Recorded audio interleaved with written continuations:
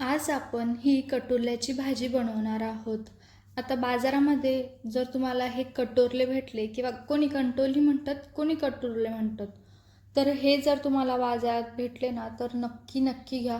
कारण हे इतके गुणकारी आहे आणि पौष्टिकसुद्धा आहेत. आता याची भाजी कशी करायची ते आज आपण बघू.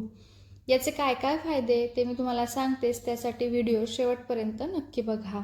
तुम्ही जर चॅनलवर नवीन असाल, चॅनलला सबस्क्राईब केले नसेल तर चॅनलला सुद्धा सबस्क्राईब करायला विसरू नका. तर कटुरले सर्वात आधी स्वच्छ धुवून घ्यायचे आहेत 3 ते 4 पाण्याने. त्याच्यानंतर त्यांना असं कट करून घ्यायचं आहे. त्यातल्या जर कडक बिया असतील तर त्या काढून घ्यायच्या आहेत आणि त्यामध्ये जर कोवळ्या बिया म्हणजे नरम बिया असतील त्या राहू द्यायच्या आहेत.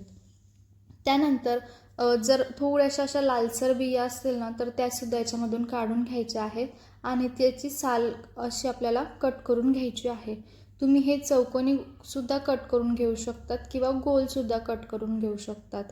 तुमच्या आवडीप्रमाणे तुम्ही हे कट करून घ्यायचं आहे. त्याच्यानंतर कढईमध्ये तेल टाकायचं आहे. 4 ते 5 चमचे मी तेल घेतलेलं आहे. तेल आधी गरम होऊ द्यायचं आहे. त्यानंतर त्यामध्ये मोहरी आणि जिरे टाकायचे आहेत. जिरे छान तळतळलं की त्यानंतर त्यामध्ये 4 ते 5 लसणाच्या पाकळ्या टाकायच्या आहेत. खूप जास्त त्यांना बारीक करायचं नाही, अगदी वरचं ठेचून घ्यायचं आहे आणि टाकायचं आहे. त्यानंतर 2 हिरव्या मिरच्या घेतलेल्या आहे. इथे मी बारीक मिरच्या घेतलेल्या आहेत, ज्या तिखट असतात त्या. त्यानंतर एक मोठी वाटी इतका कांदा घेतलेला आहे आणि थोडंसं कढीपत्ता टाकायचा आहे. आता कांदा या भाजीमध्ये थोडा जास्तीचा घाला, म्हणजे याने भाजीची चव आहे ना ती छान लागते. आता कांदा परतून घ्यायचा आहे. कांदा खूप जास्त डार्क रंगावर परतून घ्यायचा आणि थोडासा तो मऊ झाला इतकाच तो परतून घ्यायचा आहे. त्यानंतर जे कटुरले कट करून घेतले होते ते सुद्धा याच्यामध्ये टाकायचे आणि परतून घ्यायचं आहे. खूप जास्त वेळ परतायचं नाही, अगदी ते मऊ होतील इतकेच परतून घ्यायचे आहे. आता कटुरले ही रानभाजी आहे, त्याच्यामुळे ही फक्त पावसाळ्यामध्येच आपल्याला मिळते. आता ही भाजी आरोग्यासाठी इतकी चांगली असते, अतिशय गुणकारी ही भाजी आहे. यामध्ये भरपूर प्रमाणात असं प्रोटीन आहे, फायबर आहे, आयर्न आहे आणि याच्यामध्ये कॅलरीज खूप कमी, त्याच्यामुळे वजन कमी करण्यासाठी खूप जास्त अशी फायदेशीर आहे. या भाजीमुळे पचनक्रियासुद्धा सुधारते. त्वचा आणि केसांसाठी सुद्धा खूप छान असं उपयुक्त ही भाजी आहे. त्यामुळे ना ही भाजी नक्की नक्की आपण खाल्ली पाहिजे.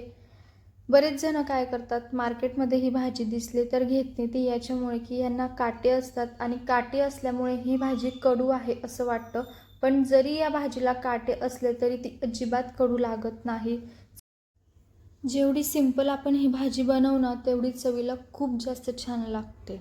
आता हे ना कटोले छान असे सॉफ्ट झालेले आहेत, मऊ झालेले आहेत. आता याच्यामध्ये काही बेसिक मसाले आपण टाकून घेऊ. खूप जास्त मसाल्यांचा वापर याच्यामध्ये करायचा नाही. अगदी सिंपल आपल्या घरातले जे बेसिक मसाले आहेत तेच याच्यामध्ये टाकायचे आहेत. त्याच्यामध्ये थोडीशी धना पावडर टाकायची आहे आणि लाल तिखट टाकायचे. आता लाल तिखट टाकतोय तर ते आपल्या अंदाजानुसार टाकायचं आहे, कारण आपण याच्यामध्ये हिरवी मिरचीसुद्धा वापरलेली आहे. त्याच्यामुळे तुम्ही कितपत तिखट खातात त्यानुसारच याच्यामध्ये लाल तिखट टाकायचं आहे. थोडीशी हळद टाकायची आहे आणि मिक्स करून घ्यायचं आहे. आता हे सर्व मसाले व्यवस्थित असं मिक्स करून घ्यायचं आहे. या भाजीमध्ये पाण्याचा वापर करायचा नाही आहे, त्याच्यासाठी थोडंसं तेल जास्तीचं सुरुवातीला टाकून घ्यायचं आहे. आपण ही भाजी ना वाफेवरच शिजवून घेऊ. जर कटुरले खूप जास्त कडक असले आणि खूप वेळही ती भाजी शिजत नसली, त्यावेळेस थोडंसं पाणी घालून ती शिजवली तरी चालते. पण ज्यावेळेस आपण छान असे फ्रेश कटुरले घेतो ना, त्यावेळेस ही भाजी ना लवकर शिजते, तिला काहीच वेळ लागत नाही. त्यानंतर यामध्ये चवीनुसार मीठ टाकायचं आहे आणि मिक्स करून घ्यायचं आहे. मिक्स केल्यानंतर भरपूर अशी कोथिंबीर याच्यामध्ये टाकायची आहे. कोथिंबीर नक्की टाका. कोथिंबीरमुळे भाजीला ना चव खूप छान येते, त्याच्यामुळे नक्की टाकायची आहे. आता ही सुद्धा व्यवस्थित अशी मिक्स करून घ्यायची आहे. मसाले, मीठ आणि कोथिंबीर टाकल्यानंतर छान अशी भाजी आपल्याला परतून घ्यायची आहे. इथे तुम्ही बघू शकतात, मस्त अशी ही कटुरल्याची भाजी तयार झालेली. अत्यंत गुणकारी आणि पौष्टिक अशी ही भाजी आहे. दिसायला सुद्धा खूप जास्त छान दिसते आहे.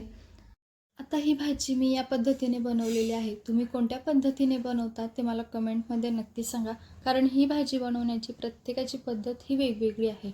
त्याच्यामुळे मला कमेंटमध्ये नक्की सांगा की तुम्ही कोणत्या पद्धतीने भाजी बनवतात. तर कशी वाटली आजची ही रेसिपी नक्की सांगा. आवडली असेल तर लाईक करा, व्हिडिओ जास्तीत जास्त शेअर करा. तुम्ही चॅनलवर नवीन असाल आणि चॅनलला सबस्क्राईब केलं असेल तर चॅनलला नक्की सबस्क्राईब करा. धन्यवाद.